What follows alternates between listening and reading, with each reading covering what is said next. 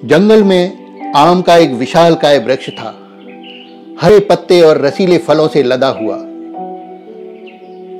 जंगल के सभी पशु पक्षी उस पेड़ की छांव में दिन गुजारा करते थे। लगभग 100-150 बंदरों का समूह उस पेड़ पर अपना आशियाना बनाए हुए था। वो पेड़ पूरे जंगल की रौनक हुआ करता था। एक दिन एक शेर वहां से गुजरा। शेर ने उस घने पेड़ की छांव देखकर सोचा कि क्यों न कुछ देर आराम कर लिया जाए, और ये सोचकर वो उस पेड़ के नीचे विश्राम करने लगा। कुछ देर विश्राम करने के बाद शेर वहां से चला गया। लेकिन ये क्या, दूसरे दिन, तीसरे दिन, चौथे दिन और ये क्रम लगातार चलता रहा। शेर रोज रोज उस पेड़ की छाया के नीचे आता और कुछ देर विश्राम करके वहां से निकल जाता। अब तो बंदरों में अफरा तफरी मच गई। दहशत के माहौल में बानर राज ने एक सभा बुलाई और कहा, अगर इस शेर से हमें अपना पीछा छुड़ाना है तो हमें सामूहिकता बरतनी होगी और हमें इकट्ठा होकर इस शेर को भगाना होगा। बंदरों ने उत्सुकता से पूछा, लेकिन हम शेर को कैसे भगा सकते हैं?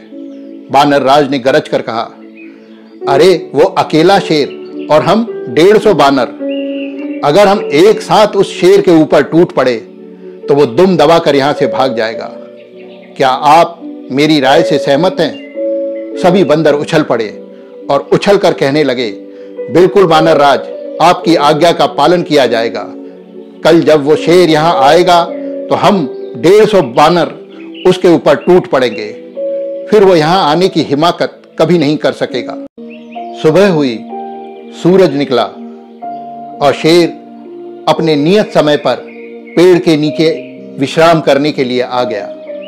और जैसा कि तय था कि सभी बानरों को शेर पर हमला करना था, लेकिन शेर को देखते ही सभी बंदरों की सिट्टी पिट्टी गुम हो गई। वो मूर्ति की तरह डंगालों को पकड़कर बैठ गए और एक दूसरे का मुंह ताकने लगे। उनकी सामूहिकता हवा हो गई थी। तभी शेर ने एक जोर की दहाड़ लगाई। शेर की दहाड़ सुनते ही बंदरों का कलेजा मुंह को आ गया।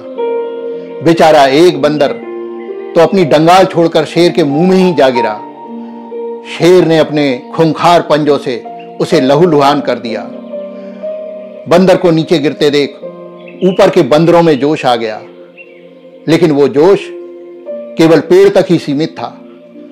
उन्होंने उस पेड़ को तहस नहस कर दिया, सारे हरे पत्ते हटा दिए, रसीले आमों को तोड़ तोड़ कर जमीन पर फेंकने लगे और कुछ ही देर में वो पेड़ एक ठूंठ में बदल गया।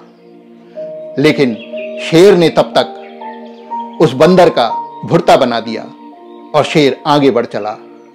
लहूलुहान बंदर बानर राज के पास रोता हुआ आया और बोला, महाराज, तय तो यह हुआ था कि सभी उस शेर के ऊपर टूट पड़ेंगे और उसे मारेंगे, पर बलि का बकरा तो मैं अकेला बना। बानर राज ने गरजते हुए कहा, ए मूर्ख बानर, तुझे दिखाई नहीं देता? ये हरे भरे पेड़ जिस पर हजारों आम के फल लगे हुए थे, पत्ते लगे हुए थे, हमने कूद कूद कर तहस नहस कर दिया। हमारी उछल कूद में तुझे कोई कमी लगी क्या? बंदर ने मुंह लटकाया, बोले, नहीं बानर राज, मैं ये बात नहीं कर रहा। तो फिर क्या बात कर रहे हो? हमारी उछल कूद में कोई कमी नहीं थी, हमने तुम्हारा बहुत साथ दिया, लेकिन शेर तुम्हें मारकर निकल गया तो उसमें हम क्या कर सकते हैं? तुम ही अपनी डंगाल को कसकर नहीं पकड़ पाए।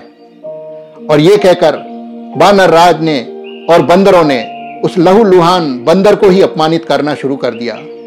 बेचारा अपमानित होकर वो बंदर मुंह लटकाकर दूसरे जंगल की ओर निकल गया। दोस्तों, जंगल की ये छोटी सी कथा मेरे हाथ लगी तो रूस, अमेरिका और उसके खेल में पिसता हुआ यूक्रेन याद आ गया। युद्ध कोई भी हो, लेकिन हारती मानवता ही है। आज पूरे विश्व में विश्व युद्ध का खतरा मंडरा रहा है। मानवता चित्कार रही है। राजनीतिज्ञों के मंसूबे, उनका दंभ आम और निरीह आदमियों को पीसे जा रहा है। उन बच्चे उन मासूम महिलाओं बुजुर्गों का क्या दोष जो इस युद्ध में भेंट चढ़ रहे हैं। दोस्तों, कहने का प्रयास ये है कि विश्व की पॉलिटिक्स में, बड़े देशों की पॉलिटिक्स में छोटे देशों को पीसा जा रहा है, उनकी स्वतंत्रता को ठेस पहुंचाई जा रही है। काश लोगों को युद्ध नहीं, बुद्ध की भाषा समझ में आ जाए। डॉक्टर प्रेम प्रकाश पंत अगली किसी कथा से आपके बीच में फिर कोई बात कहूंगा। तब तक के लिए नमस्कार, और हाँ, अपना ख्याल जरूर रखिएगा। न राजा रहेगा न रानी रहेगी, ये दुनिया है फानी और फानी रहेगी। न जब एक भी जिंदगानी रहेगी, तो माटी सभी की कहानी कहेगी, तो माटी सभी की कहानी कहेगी।